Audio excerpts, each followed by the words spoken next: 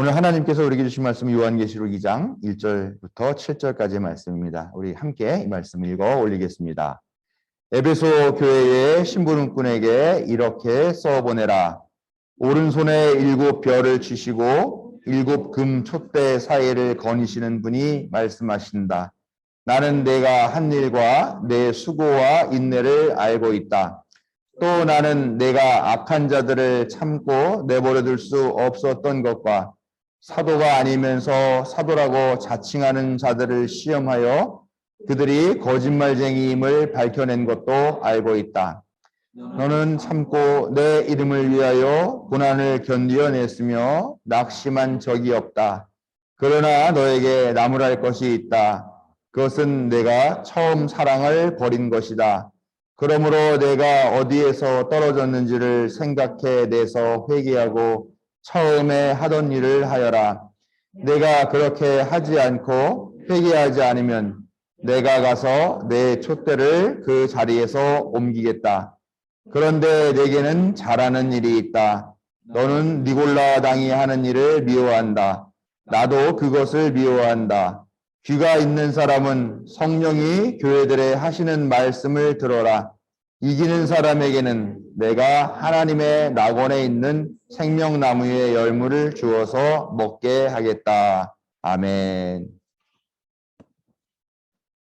아기 예수님의 나심과 오심을 신실한 마음으로 기다리며 2000년 전만이 아니라 지금 여기 우리에게도 구원과 해방, 자유와 생명의 은혜를 베푸시고 부활을 경험하게 허락하시기를 간절히 구하는 사랑하는 자녀들에게 하나님의 크신 사랑과 자비가 가득하시기를 성어버이 성자 성령의 이름으로 축원드립니다. 네, 오늘은 강림절 제3주일입니다. 이제 2주만 지나면 예수님의 탄생을 축하하고 기념하는 성탄절입니다. 거리는 한산하죠. 또 오가는 인파도 적은 그런 코로나 시대의 성탄절 시즌을 지금 보내고 있습니다만 우리는 그래서 더욱 예수님의 오심을 갈망하고 있지 않나라는 생각을 해봅니다. 성탄은 전혀 새로운 삶에 대한 열망과 변화의 기대, 그리고 회복과 새 출발의 결단이 있을 때 비로소 우리에게 의미 있게 다가온다라는 사실을 분명하게 기억하시고 이 절기를 신실하고 또 진실하며 또 거룩하게 지내시기를 주님으로 부탁을 드립니다. 네.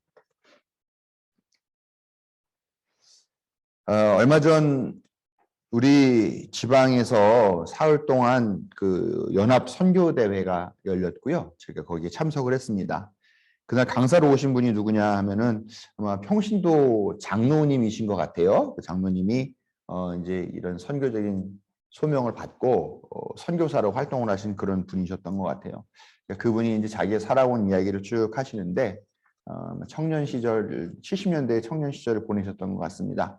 그때는 이제 자기가 하나님도 모르고 그렇게 살고 있었는데 여러 가지 삶의 어려운 고비를 겪다가 이렇게 흘러 들어온 것이 진관내동, 진관서 앞이다라고 그럽니다.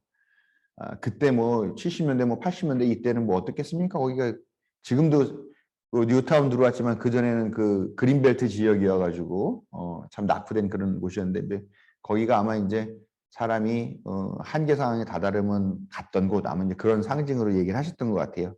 거기서 살다가 어느 날 우연하게 어떤 여자를 만났다고 그래요. 그 여자를 만나면서 이렇게 이야기를 하다가 하나님을 알게 되고 예수님을 알게 되고 그래서 교회에 다니게 되고 또 술도 끊고 담배도 끊고 열심히 신앙생활을 했다. 이게 그런 얘기를 하시면서 그때 만난 여자가 지금 목사가 됐는데 자기랑 같이 살고 있다. 뭐 이런 얘기도 하시더라고요. 아무튼 이분이 그렇게 이제 신앙생활을 하게 되면서 어떤 그 열정들을 품고서 특히 선교 열정들이 있으셨나 봐요. 그래서 막 자기가 거리 선교 막 하던 거 그런 이야기 하시고 또 중국의 선교사로 가서 활동하셨던 거 그다음에 지금은 이제 러시아 선교를 위해서 일하고 있다는 이제 그런 내용들을 하면서 뭐 이제 선교센터 건립 뭐 이런 얘기도 이제 하셨던 거죠. 그 얘기를 듣는 동안에 야 그분의 삶이 정말 대단하다. 나는 사실 그렇게 살려면 못 살 것 같은데라는 그런 생각했습니다. 또 더더군다나 뭐 그분이 갖고 있는 그런 선교의 열정들 이야기 들으면서 그분이 이제 아마 이태원 교회 분들이랑 같이 그 주변에서 선교 활동 전도를 많이 했나 봐요. 노방 전도를 많이 했나 봐요. 하면서 뭐 얘기하는데 조그만 그 앰프 이렇게 뭐 메가폰 같은 거겠죠. 그때는 그런 거 들고 다니면서 막 예수 믿으라고 천국까지 갈 수 있다고 막 하고 했는데 어떤 사람이 외국 사람이 막 따라오면서 막 그 얘기하더래. 거기 이제 또 이태원이니까 뭐 영어도 좀 섞어가면서 아마 뭐 예수 믿으라고 전도를 했나 보요. 근데 어떤 외국 사람이 따라오면서 계속 하더니 잠깐 이제 모여가지고 거기서 막 기도하고 찬양하고 그러니까 자기한테 마이크를 달라고 그러면서 얘기를 하는데 자기가 캐나다의 목사인데 한국에 여행을 왔다. 근데 이렇게 열정적으로 전도하는 걸 보니까 자기의 마음이 너무 뜨거워져가지고 왜 이렇게 못했나 반성했다 그러면서 자기도 이제 캐나다에 가면은 두려움 없이 노방 전도를 이렇게 막 하겠다 막 그런 얘기를 했다라는 얘기 뭐 그런 얘기도 하시고 또 이태원에서 막 거기서 가면 뭐예요 뭐 술 먹지 마라 담배 피지 마라 예수 믿고 구원받아야 이런 얘기 했겠죠. 그러니까 거기 이태원에 있는 그 유흥업소 주인들이 막 너무 싫어한 거죠. 이 전도단만 오면. 그러니까 막 소금 뿌리고 막 물 뿌리고 막 욕설하고 막 그랬음에도 자기는 거기에 절대 굽히지 않고 막 전도하고 열정적으로 했다. 뭐 이런 말씀들을 하셨습니다. 이런 열정들이 있었기 때문에 아마 이제 그분이 그런 해외 선교까지 그렇게 하시게 되지 않았는가. 그래서 그 선교 연합 선교 대회도 블라디보스톡에 그 선교 센터를 건립하는데 그 비용을 좀 마련하는데 우리 지방에서 도와달라 그런 취지로 와서 선교 대회를 하게 되었던 것 같습니다. 근데 그분의 그런 설교 말씀을 들으면서 느끼는 게 왜 지금은 그렇게 안 될까 하는 의문이 계속 들었습니다. 물론 그런 열정이 없는 제 자신이 부끄럽기도 했습니다만 근데 또 한편으로는 그런 선교 방식 그렇게 막 뭐 메가폰 들고 막 소리 지르면서 예수 천국 불신 지옥 막 하는 그런 선교가 이제는 통하지도 않고 환영받지도 않고 있어서 이 시대에는 어떤 선교 방식을 해야 될까 그런 생각도 했어요. 지금 보면 상당히 옛날 이야기잖아요. 그게 옛날 이야기 벌써 한 30년, 40년 전 얘기를 그런 얘기를 막 자랑스럽게 영웅담 같이 막 하고 그러는데 또 그걸 듣고 있는 그 자리에 와 있는 분들이 다 아멘 아멘 하면서 추임새를 놓고 그러더라는 거죠. 솔직히 그런 모습들을 보면서 그 열정들에 대해서는 존경하는 마음은 있긴 있습니다만 좀 답답한 그런 심정들이 솔직히 있었던 것이 사실입니다. 지금도 시내 저기 그 광화문 사거리나 명동에 가보면은 그런 사람들이 있어요. 예수천국 불신지옥 앞뒤로 써 있는 그런 조끼 입고요. 큰 십자가를 만들어서 거기다가 뭐 주 예수를 믿으라 그러면 너 안에 구원 얻으리라 뭐 이런 성경 문구를 그냥 쫙 써놓은 큰 십자가를 만들어서 그걸 지고 다니면서 조그만 이렇게 메고 다니는 개인용 앰프 하면서 예수 천당 불신지옥 예수 믿고 천국 가야 됩니다. 술 먹고 방탕한 사람들은 지옥 갑니다. 막 이렇게 하시는 분들이 지금도 있지요. 근데 그거를 보는 사람들의 표정이 어떠냐, 모습이 어떠냐, 그걸 보면서 나도 회개하고 천국에 가야 되겠구나. 그런 생각을 하는 표정은 아니죠. 다들 별로 호의적이지 않아요. 아니, 호의적이지 않은 정도가 아니라 적대적이기까지 합니다. 왜 시끄럽게 이 거리에서 저렇게 하는 거야? 개인적으로 믿으려면 개인적으로는 믿지. 그런 생각을 하죠. 또 가끔 가다가는 그런 거 시끄럽다고 좀 이렇게 불평하는 사람들 놓고서 그 사람들이 또 싸움도 합니다. 그래, 너 그렇게 해서 지옥 가. 너 지금 이 말씀 받아들이지 않으면 지옥 가. 야, 이 사람은 어디 공공장소에서 마이크가 있으면서 시끄럽게 그래. 그러면서 막 한바탕 대거리를 하는 그런 모습들도 상당히 많이 봤습니다. 왜 이렇게 됐을까? 이런 고민들을 하면서 그날 말씀을 들었고 그렇다면 이 시대에 하나님의 말씀을 믿는다라는 것, 하나님을 믿는다라는 게 뭔지, 예수님을 우리의 구세주로 받아들인다는 것은 무엇인지, 그리고 요즘 시대 사람들에게 하나님은 과연 어떤 의미가 있는지 그런 생각들 하면서요. 그런 전반적인 모습들과 함께 제 이렇게 머릿속에 겹치는 부분들이 있었는데 뭐냐? 왜 청년들이 교회를 등지는지, 교회를 떠나가는지 하는 그런 질문들을 좀 진지하게 해보는 그런 시간이 되었습니다. 그 선교사님이나 또 지금 십자가를 메고 그 시내에서 전도를 하시는 그런 분들은 아마도 한국 교회의 최전성기, 최고 부흥기의 그 시간들을 살아온 분들이 아닐까 하는 생각을 해봅니다. 비록 먹을 거 부족하고 입을 거 부족하고 또 배우기도 어려운 그런 시절이었습니다만 그렇게 힘들고 어려운 시절에도 그 분들은 교회에서 사람들을 만났고 하나님 말씀으로 위로를 받았죠. 그러면서 한 걸음 한 걸음씩 나아가면서 기도에 응답받고 또 자기의 개인적인 성공, 뭐 경제적인 성공, 사회적 지위적인 성공들 그것도 뭐 크고 작게는 차이가 있겠습니다만 그런 거를 맛보기도 하고요. 또 개인적으로나 교회적으로도 어떤 뭐 좀 성장하는 그런 느낌들도 분명히 받으면서 살아오신 분들일 거고요. 무엇보다도 그분들이 열심히 그렇게 헌신하면서 교회가 부흥하고 성장했다라고 하는 것은 분명한 이야기죠.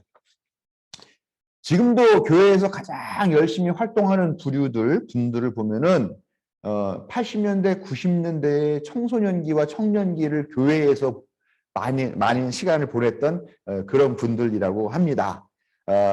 지금도 보면 장년 중심으로 교회가 잘 부흥이 되고 하는 그런 데 보면은요, 그 시절에 교회 열심히 다녔던 그런 분들이 이렇게 성장해가지고 지금 교회에서 이렇게 활동한다고 그래요. 근데 그 시절에 뭐 했습니까? 보면은 교회에서 뭐 중고등부 청년부에서 이렇게 문집 같은 거 만들죠. 뭐 시도 쓰고 뭐 꽁트도 쓰고 하면서 문집도 만들고 또 가을쯤 되면은 교회에서 문학의 밤이라고 하는 거 하면서 하고 또 성탄절이 되면은 막 설레죠. 교회에서 그 젊은 청춘 남녀들이 모여서 손잡고 뭐예요? 포크 댄스도 막 추고 올라이트 하면서 그다음에 이제 새벽이 되면은 새벽송 돌러도 나가고 하는 그런 또 뭐 찬양단 활동도 하고 그렇게 아주 아기자기하고 즐거웠던 그런 시대들을 살았던 그런 분들 그래서 그때의 향수들을 갖고 있는 분들이 지금도 모여가지고 다시 그런 걸 한다고 그래요. 장년들이 문학의 밤 같은 활동도 하고요. 문집도 내고 하면서 활동들을 아주 재미있게 그래 이겨 나간다고 합니다. 그분들이 그런 시절을 살았던 그분들이 지금은 교회 중직들이 되신 거죠. 아주 그 급수가 높은 권사님이 되셨거나 아니면 이제 장로가 되시고 그런 나이가 되셨고요. 실제로 그래서 그런 당시 했던 그 공감하는 그런 세대를 살았던 분들이 모여서 다시 옛날에 했던 그런 프로그램들을 되살려서 하기도 한다라고 그렇게 얘기를 들었습니다. 그러나 그렇게 가장 열심히 헌신했고 또 교회의 부흥을 이뤄냈던 그런 세대인데요. 참 아이러니하고 역설적이고 모순적이기도 하게요. 그들의 자녀 세대가 지금 교회를 떠나고 교회를 등지고 있다는 것입니다. 청년들이 많이 모이는 교회 몇몇 개를 제외하고는 대부분의 교회에 청년들이 별로 없어요. 왜 이런 일이 벌어졌을까 한번 생각해 보니까 가장 열심히 헌신해서 오늘날의 한국 교회의 이런 부흥, 대부흥을 이룬 그 분들이 가진 생각과 경험 때문 아닐까 하는 생각을 한번 해보게 됩니다. 그들은 자신들의 헌신에서 부흥시킨 이 경험과 노력이 절대적이라고 생각하는 거죠. 그래서 이 교회의 분위기를 그런 분위기로 만들어가는 거죠. 그러다 보니까 종종 다른 세대, 다른 생각을 갖고 있는 사람들, 특히 젊은 세대에 대해서는 좀 그들이 불성실하다, 신앙에 진지하지 않다라고 여기는 경향이 있는 것 같습니다. 그래서 젊은 사람들이 뭘 하면은 그거 내가 해봐서 아는데 그거 안 돼. 그거 내가 옛날에 다 해봤어 이렇게 얘기를 한다는 거죠. 우리 그런 대통령도 전에 한 명 있었잖아요. 그러니까 뭐 한번 해보자도 다 안 된다라는 거예요. 그냥 자기 생각이 맞다.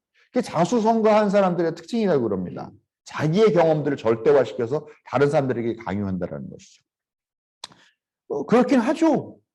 어렵게 막 먹고 살기 힘든 그런 시절에 자기가 정말 맨손으로 성실하게 일해가지고 집안 일으키죠. 집안의 가족들 다 건사하죠. 형제 자매들도 다 공부시키죠. 예? 또 금주금연하는 그런 금욕적인 생활을 하면서 아끼고 절약 하는 그런 습성들도 몸에 배어 있죠.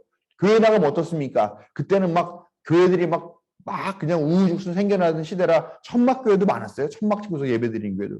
근데 그런 천막교회 가면서 거기서 막 밤새워서 철야기도 하고 그렇게 해가지고 몇십 년 지나가지고 지금 그 교회가 어엿하고 반듯한 아주 그런 의리의리하고 그럴듯한 큰 건물을 가진 그런 교회로 만든 그런 신앙적인 열정까지도 있어요.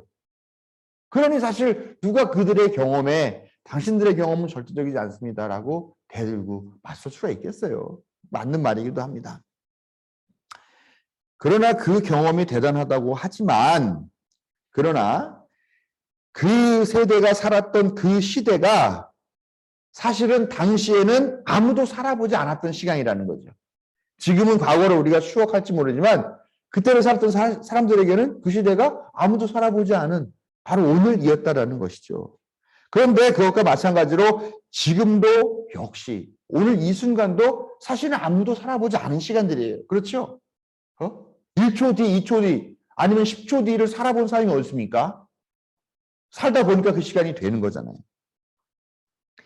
그 당시에 청년들인 그 세대가 나름대로의 성공과 부흥을 가져왔다라고 한다면 사실 지금의 청년들이 그분들이 했던 것보다 더 대단하고 더 괜찮은 성공과 그런 부흥의 열매를 맺을 수 없다라고 단정 지을 수 있겠느냐? 그건 아무도 모른다는 거죠. 살아보지 않았으니까. 지금은 교회에서 중직을 맡고 뭐 장로님, 권사님 하면서 그렇게 존경을 받는 분들이라 할지라도 사실 그분들도 그때 당시에는 어떻습니까? 지금의 젊은이들처럼 천둥벌거숭이였고 망아지, 날뛰는 망아지였고 골칫덩어리, 망나니 소리 듣는 그런 사람들이었을 겁니다. 그들도 나름대로 그 시대의 어떤 그 감성이라죠. 요즘 감성. 그런 감성과 그런 낭만을 갖고 어떻게 보면 되게 풋풋하게 살아왔던 그런 사람들이었죠. 그런데 그 시대의 골칫덩이에게는 교회라는 장소가 있었어요. 그 교회가 그 골칫덩이들이 와가지고 거기서 만나고 놀고 하는 그런 만남의 장소가 됐었고요. 거기서 또 남녀 간의 썸씽도 벌어지고, 또 어떤 무모한 열정들을 불태우는 그런 장소가 되기도 했었다라는 거죠. 거기서 자기 자신의 삶을 고민하고 성찰하게 되는 그런 시 공간이기도 했었습니다. 그런데 이 시대의 골칫덩어리들에게는 과연 교회가 열려 있는가? 그때처럼 활짝 열려 있고 그들을 받아들이고 있는가라고 하는 질문을 하지 않을 수가 없다는 것입니다. 이제는 교회 권력의 중심에 선 그 시대의 그 천둥벌거숭이, 그 골칫덩어리가 만들어낸 문화, 규율, 분위기 이런 것들이요. 이 시대의 천둥벌거숭이들이 들어오는 것을 어렵게 만든 측면이 분명히 있더라라는 것입니다. 우리 홍상수 감독 영화 제목 있죠. 그때는 맞고 지금은 틀리다. 그때는 맞았는데 왜 지금은 틀리냐라는 거예요. 그때 자기들의 열정은 소중한데 왜 지금 청년들의 열정은 소중하지 않느냐. 이런 모순이 교회 안에 있습니다. 오늘 한 부장님이 박 목사가 계시록 말씀으로 설교하는 거 처음 본다고 얘기하셨는데요. 예. 오늘 이 말씀은 요한이 본 환상을 기록한 말씀이다라고 이렇게 보통 알려져 있죠. 그래서 요한 계시록. 계시가 좀 복잡해요. 이제 예언서라고 해가지고 앞에 뭐 벌어질 일들을 이렇게 미리 예언한 그런 뭐 노스트라다무스의 예언서 같은 그런 느낌으로 받아들이시는데 사실은 성서에 있는 예언서 그 계시록, 묵시록은 구약 성서에도 다니엘서가 있는데요. 여기 신약에는 이제 이게 또 계시록이 있죠. 근데 이게 뭐 요한계시라고 하지만 사실 예수님의 제자인 요한이 쓴 것도 아니고요. 또 환상을 본 것이 아니라 그 당시에 막 그 예수운동, 예수파들을 막 탄압하고 학대하고 막 그럴 때 그 상황에서 그 교회 지도자가 야, 잘 견뎌내야 돼. 성도 여러분 잘 견뎌내십시오. 힘내십시오 하면서 그 사람들을 응원하고 또 격려하는 그런 내용의 설교예요. 그런데 그게 막 돌다가 발각되면은 그 자리에서 다 불살려 버리고 잡혀가 또 끌려가서 옥고를 치르고 하니까 그거를 교인들만 알아들을 수 있는 그런 암호 같은 상징적이고 은밀한 언어로 비비 꼬아가지고 쓴 것. 뭐 그것이 사실은 계시록이에요. 묵시록, 계시록이라고 하는 거죠. 아무튼 그렇습니다. 근데 에베소 교회에 준 이 말씀은 에베소 교회가 얼마나 잘했는가 하는 내용들을 많이 칭찬하고 있는데 그중에 한 가지를 책망을 하고 있습니다. 그게 뭐냐 보니까 처음에 사랑을 버렸다. 근데 이 말씀을 뭐 처음에 사랑 뭡니까? 뭐 처음에는 막 그 교회를 위해서 뭐 예수님을 위해서 막 이 교회 막 그렇게 막 헌신적으로 막 하고 그랬는데 이제 니네 좀 뜨뜻미지근해진 거 아니냐? 뭐 이런 뭐 비판이겠죠. 저는 근데 약간 좀 다른 방식으로 한번 다른 뉘앙스 읽어보고 싶어요. 처음 사랑을 버렸다. 과거에 청년 시절에 그 사랑과 열정 이렇게 한번 우리가 읽어보면 어떨까라는 생각을 해봅니다. 청년 시절의 사랑 어떻습니까? 여러분들 뭐 연애 좀 해보셨나요? 저는 조금 해봤습니다. 지금 생각해보면 그 청년 시절의 사랑이라는 것이 참 서툴었죠.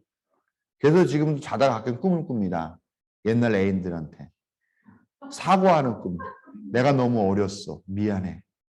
내가 만약에 지금 너를 다시 만난다면 그렇게 치기 어리게 하지 않을 것 같은데 미안해. 얼마나 서툽니까? 그 청년들의, 청년들의 사랑이라는 게. 또 위험하죠. 이게 선을 넘을 수 있는 그런 사랑, 그런 욕망들이 있는 막 얼마나 그때 혈기왕성합니까? 그런 것도 있고요. 어색하고 불안불안하게 하는 게 그게 청년들의 사랑이라고 생각합니다. 네, 맞아요. 그런 게 없다면 청년의 사랑이 아니잖아요. 만나고 또 헤어지고 또 그러다가 헤어진 걸 아쉬워하면서 그리워하다가 또 다시 만나자고 해서 또 다시 만나고 또 고민하고 도전하고 실패하고 절망하다가 또 다시 벌떡 일어나서 무모한 도전을 하고 이런 것들을 반복하는 것 그것이 청년의 사랑이고 청년의 열정이잖아요. 근데 그런 과정을 통해서 성숙해지고 어른이 되어 가더라라는 겁니다. 그런 과정 없이 어른이 되진 않아요. 그런 과정 없이 어른 된 사람들이 지금 말썽 많이 부르잖아요. 그냥 곱게만 자라가지고 온실속에 화초만 같이만 자라는 사람들. 그런 사람들이 그렇게 힘겹고 어려운 청춘 시절을 겪어온 사람들의 그 마음을 이해하지 못해가지고 질타하고 가르치려고 들고 그런 일들이 얼마나 많이 있습니까?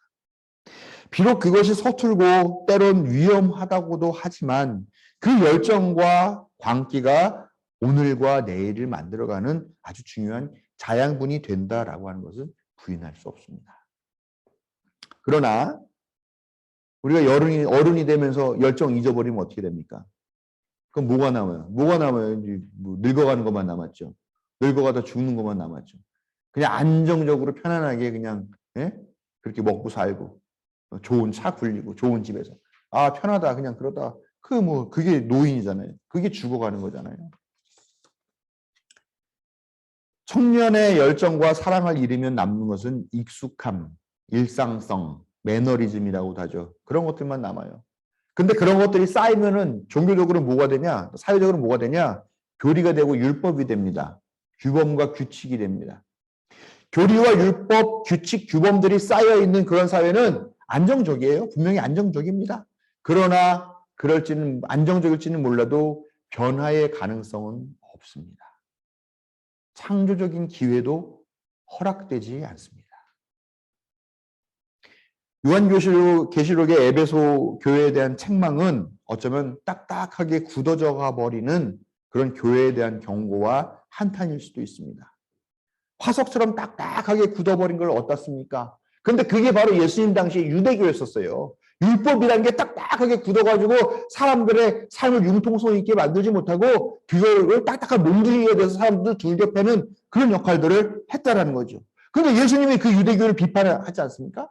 그러면서 다시 부드럽고 따뜻하고 유연한 하나님의 말씀으로 되돌아가야 된다라고 말씀하신 거죠. 그게 예수님 가르침의 핵심 아닙니까?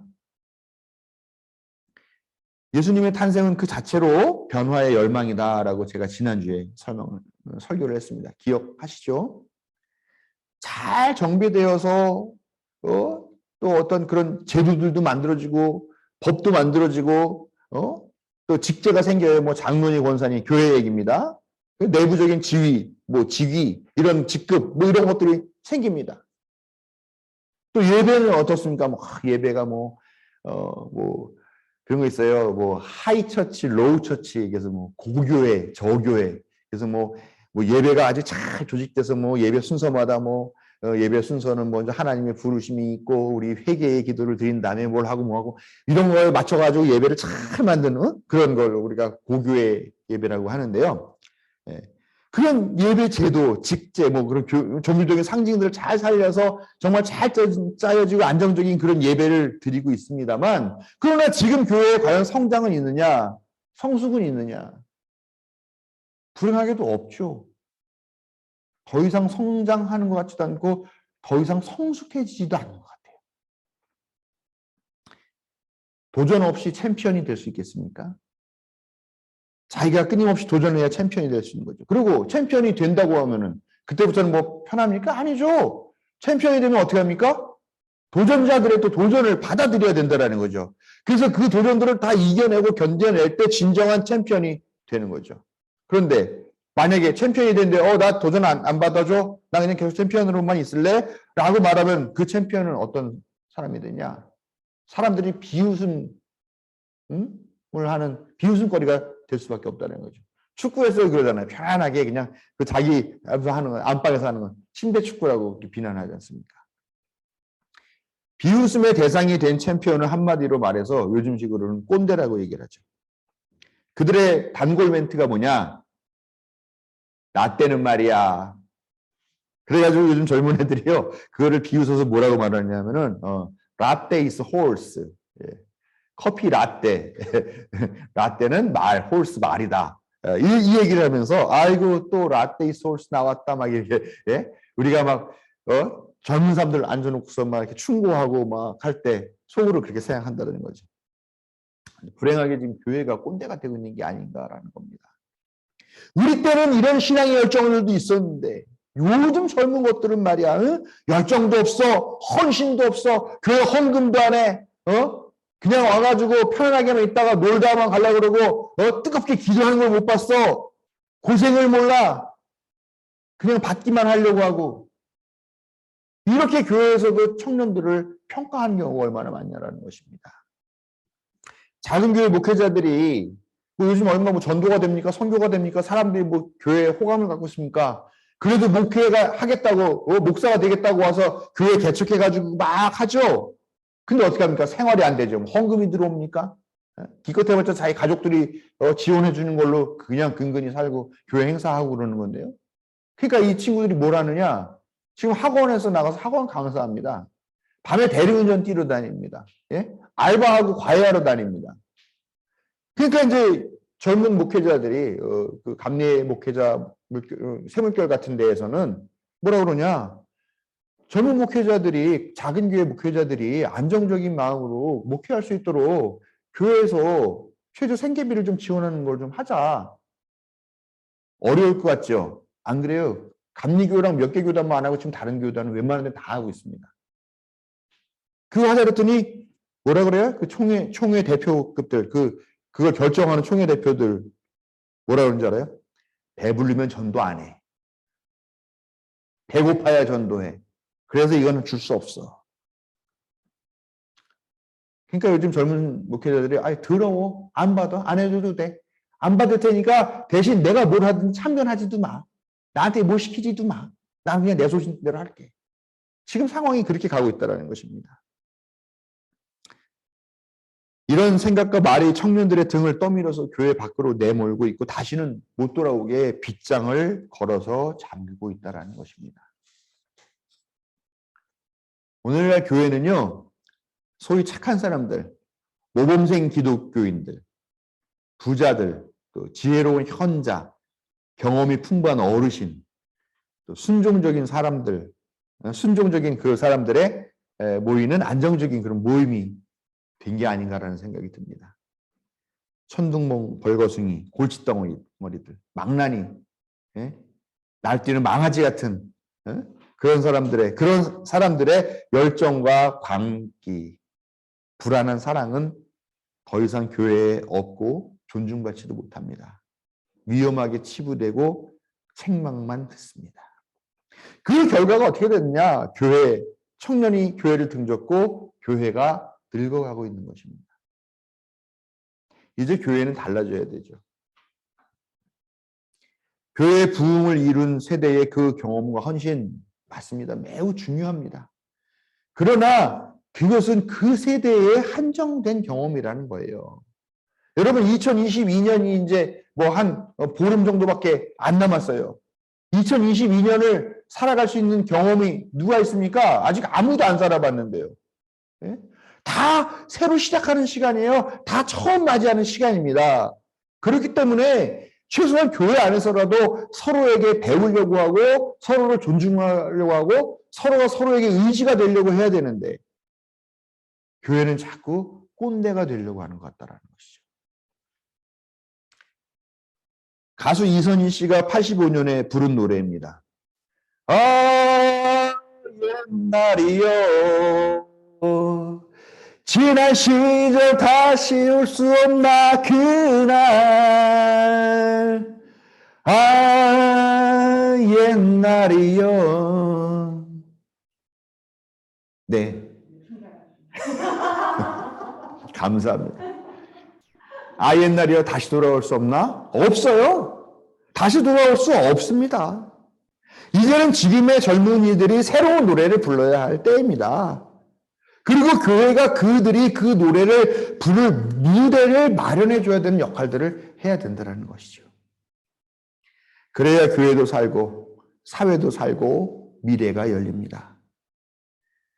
교회의 문화를 바꾸기 위해서 노력하는 모든 성도들에게 하나님의 은혜와 인도하심이 함께 하시기를 간절히 빌며 축원드립니다.